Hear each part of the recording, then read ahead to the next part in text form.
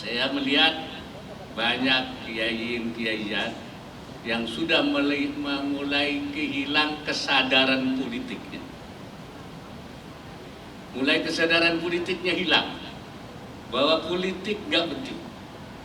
Kiai itu yang penting ngaji, yang penting dakwah, yang penting itu baca doa, yang penting itu jumpa jampe, yang penting itu sembur menyembur. Politik tidak penting.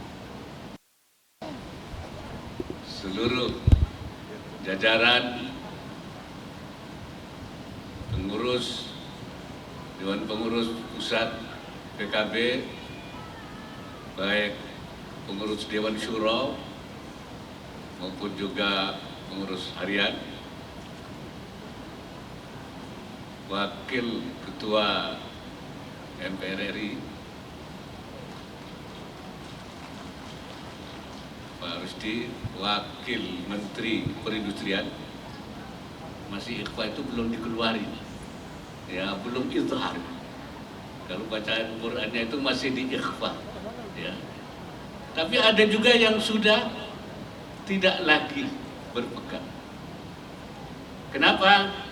Saya melihat banyak kiai-kiaian yang sudah mulai kehilang kesadaran politiknya. Mulai kesadaran politiknya hilang, bahwa politik nggak penting. Kiai itu yang penting ngaji, yang penting dakwah, yang penting itu baca doa, yang penting itu jumpa jampe, yang penting itu sembur menyembur. Politik tidak penting. Padahal politik, semua hal itu ditetapkan melalui keputusan politik. Undang-undang, keputusan politik, kebijakan, keputusan politik, ya, aturan-aturan, keputusan politik, calon presiden, wakil presiden, keputusan politik. Ya. Rakyat itu tidak menentukan, cuma memilih yang sudah ditentukan melalui keputusan politik. Karena itu, maka kiai dan kiaiat sudah tidak lagi memberikan warna politik, ya. Warna keagamaannya sudah hilang. Ini yang dulu oleh Hadratus Syekh Hashim Asy'ari dikatakan, beliau mengatakan laqad dha'ufat ar-ruhud diniyatu fil alami siyasi al-indonesi bal kadat tamutu fi hadhil ayyamil akhirah.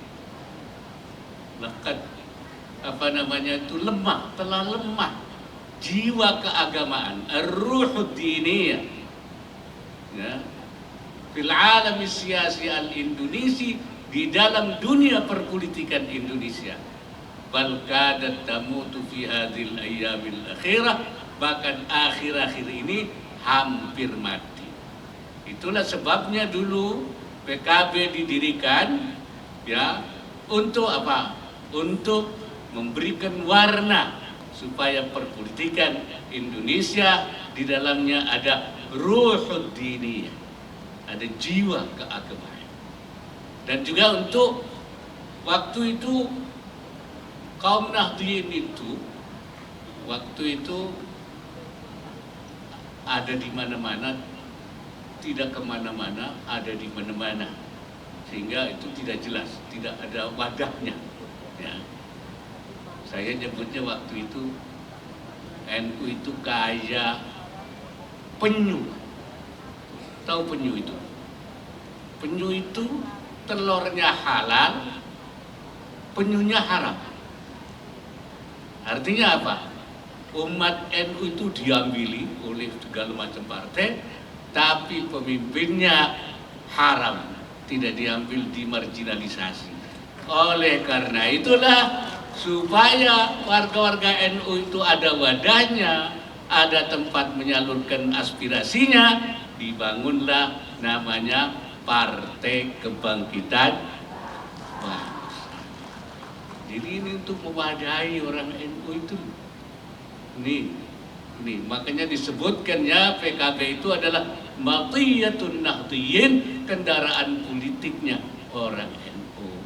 So, kalau dia ikut ke partai lain, itu dia ikut kendaraannya orang lain, ya kan? Makanya disediakanlah ini. Nah sekarang masih banyak yang berkeliaran di mana-mana. Nah, kita bagi dulu lagi seperti tahun 98, kita kembalikan semangat 98. Jadi supaya mereka balik lagi. Di sini tempat kalian, ya, untuk kita berkiprah dalam memberikan kontribusi terhadap kehidupan bangsa. Dan Kiai juga sekarang ini saya amati sudah terpecah-pecah. Kalau bahasa Al-Qur'annya itu sudah tafarruq wal ikhtilaf. Tafarruq itu bisa-bisa dan berselisih-selisih. Tidak ada satu visi, tidak ada satu pendapat. Nah, menggambarkan ikhtilaf itu, Syekh Nawawi Al-Bantari mengatakan bi ansar kullu wahidin minhum ra'isan fi baladi. Masing-masing jadi pemimpin di negara masing-masing. Kemudian mereka berselisih. Bi ansar kullu wahidin minhum yadda'i alal haq wa ikhwanahu alal batil. Mereka mengaku bahwa dirinya yang benar, yang lain batil. Jadi ini kiai-kiai ini sudah masing-masing sendiri-sendiri dan mengaku paling benar dan tidak ada koordinasi, atau bahasa sekarangnya itu tidak ada konektivitas antara satu kiai dengan yang kiai yang lain. Sekarang oleh karena itu kita sekarang membangun kembali konektivitas kiai ini. Ya. Kata Imam Fakhrul Razi, "Lau ansafta alimta anna aktsara ulama'i hadzal zaman mausufuna bihadis sifat." Kalau kalian perhatikan ulama kita sekarang itu seperti itu. Ra'isan fi baladin, masing-masing sendiri. Saya bilang itu zamannya Imam Fakhrul Razi, tapi zaman sekarang lebih jelek dari itu.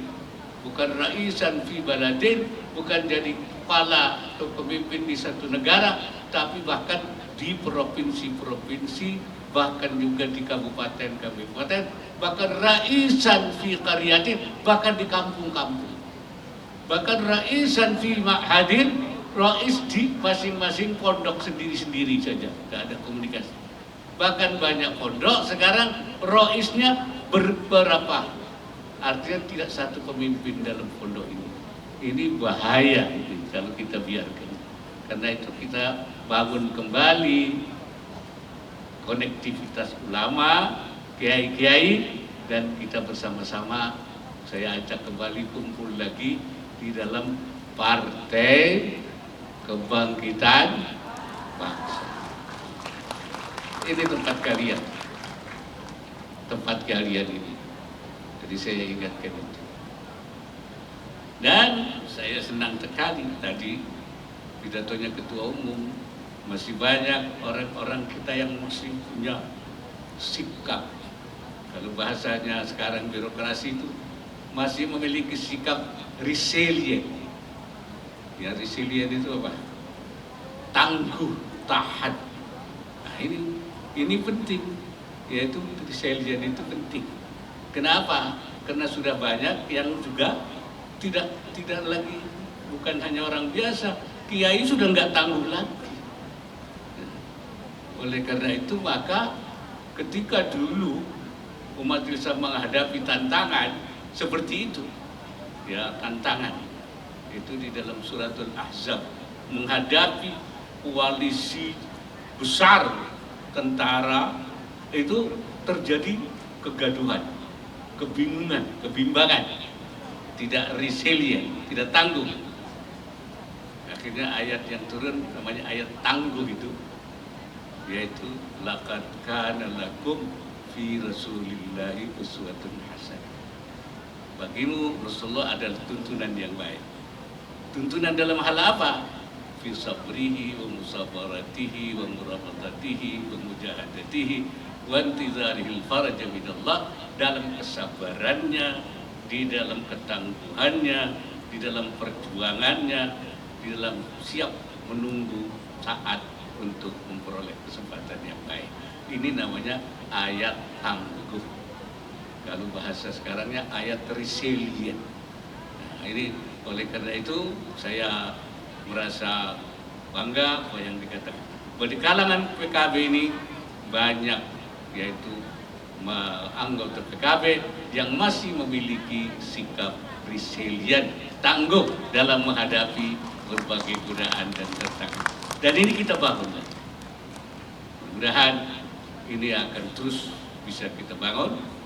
Dan sekali lagi saya ucapkan selamat kepada perempuan bangsa, dan mari kita bersama-sama ke depan, yaitu membangun kembali kekuatan PKB seperti kita mulai pada semangat tahun 98. Ya, kalau orang mengatakan 98 itu reformasi, perubahan dari orde baru ke arah reformasi, semangat 98, maka bagi PKB 98 adalah semangat pembangunan kembali kekuatan politik daripada kalangan Nahdliyin dan juga orang-orang yang bersamanya, yaitu membangun Partai Kebangkitan Bangsa. Alhamdulillah, mulai 1 tahun 98 dibangun, 99 pemilu, kita sudah bisa mencapai 13%, bahkan waktu itu bisa menjadikan Gus Dur sebagai presiden. Oleh karena itu saya ingin mengulangi, mari semangat 98, kita bangun kembali, nanti supaya pemilu yang akan datang kita bisa mengangkat presiden sesuai dengan tahun 98. Amin ya Rabbal, paling gak wakil presiden. Ya, kan. Kemarin kan gak jadi. Ya, kemarin gak jadi, besok harus jadi. Betul apa tidak? Ya, alhamdulillah saya ketemu Kepala Badan Gizi, saya ketemu Pak Presiden, saya ketemu semua para pelaksana. Intinya pelaksanaan makan bergizi gratis itu melibatkan, malah ide terakhir itu melibatkan sekolah setempat, lingkungan setempat. Dan kalau sudah begitu biasanya ibu-ibu. Nah, ibu-ibu kalau terlibat tolong usahakan standar mutunya terjaga, yaitu mutu gizinya, kualitasnya makanan, kadaluarsanya juga harus dikontrol betul. Sehingga dengan harga yang bagus, kualitas yang tercapai. Gus, tapi dengan harganya yang katanya dipotong lagi jadi 10.000 itu gimana, Gus? Itu proses simulasi saya kira akan terus berkembang. Memang tahap awal kan hanya tersedia 51 sampai 70 triliun ya. Ini tahap awal. Kita akan terus berusaha mengumpulkan anggaran supaya tiap tahun bertambah. Masih tahap trial error ya, Gus? Bukan trial, ya memang harus begitu, anggaran kita terbatas sehingga bertahap. Gus, ini menjadi sorotan adalah Mas Wapres Gibran di Jakarta Timur kemarin membagi-bagikan sembako gitu, Gus. Itu bertuliskan bantuan Wapres. Nah, ini menjadi sorotan. Pasalnya bantuan itu diklaim sebagai bantuan Wapres, bukan bantuan pemerintah atau bantuan negara. Itu gimana, Gus? Saya tidak tahu ya, saya belum tahu.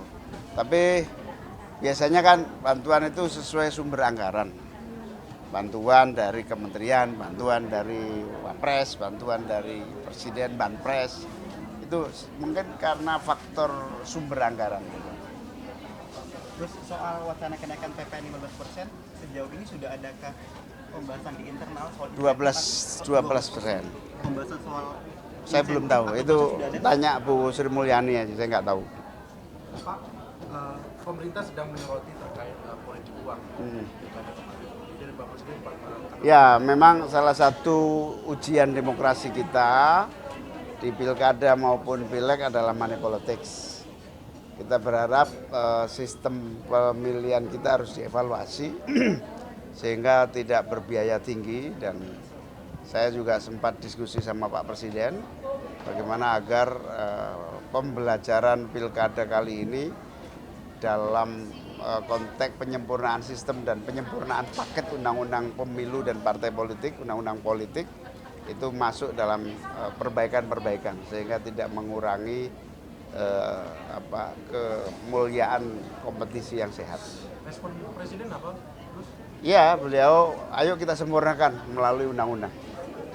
Gus, kemarin kata Gus Jazil ada PKB itu lagi menggodok opsi gubernur itu dipilih sama DPRD. Itu kalau dari Gus Imin sendiri gimana sebagai? Ya, semuanya harus memikirkan cara-cara ya supaya demokrasi kita efektif, sehat, tidak menggunakan uang dan tidak menggunakan berbagai cara yang non demokratis. Bu Siti, apakah akan maju kembali Bu dalam Munas kali ini Bu? Ya, kalau proses regenerasi perempuan bangsa di PKB ini adalah kita badan otonom. Badan otonom maka tentunya kita akan merujuk kepada pimpinan tertinggi Partai Kebangkitan Bangsa. Sistem kita hari ini adalah kader yang ditunjuk oleh DPP, di mana agar meminimalisir situasi yang menjadi kurang harmonis. Jadi kita posisinya adalah badan otonom yang tentunya harus sami'na wa ta'na dalam di organisasi, terutama adalah pimpinan tertinggi kita adalah Ketua Umum DPP Partai Kebangkitan Bangsa. Prinsipnya kita bagaimana perempuan bangsa ini bertugas untuk melahirkan perempuan-perempuan yang punya kapasitas dan kapabilitas untuk siap menjadi pemimpin-pemimpin dan juga perempuan terdepan untuk bisa menguatkan PKB dan memberikan nilai kemanfaatan serta kemaslahatan bagi masyarakat, bagi rakyat Indonesia. Yuk, terima kasih semuanya. Yuk. Bilang akan ada wacana bansos kalau PPN dinaikkan, tapi terakhir juga meralat tidak ada. Itu kedepannya akan seperti apa, Gus? Soal bansos. Bansos itu terutama untuk yang miskin. Semua yang miskin 3 level, miskin ekstrim, miskin relatif miskin, miskin relatif. Nah, ini yang menjadi prioritas. Nah, kalau ada anggaran ya bansos itu memang dijadikan salah satu bantalan ya, antisipasi terutama yang terancam miskin. Berarti kalau juga PPN dinaikkan akan ada. Saya belum pernah dibahas. Belum. Belum.